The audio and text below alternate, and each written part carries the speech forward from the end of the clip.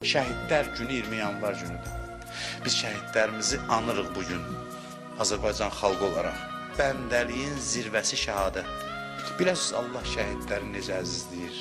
Onda şəhid ailələri, qəmləri azalar, ürəklərində sevinç gələr. Şəhid anaları bizə baxır, ataları bizə baxır, bilirəm.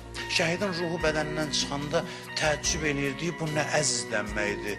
Görür ki, yer göy mənim başıma dolanır, mən neynədim ki, bu can ki onsuz da torpaq altına gedəcəkdi, 10 il tez getdi, bir güllə ilə getdi, daha rahat canım çıxdı. Amma bu qədər neymət, o əzizlənmək var, qarşılanma mərasimi, o bir dəfə olur da şəhid hamı üçün.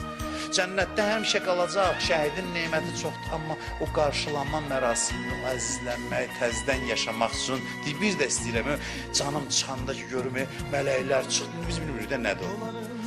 Onu görənlər bilir, Allah onlara nəsib edib, Allah arzusunda olanlara nəsib eləsin inşallah.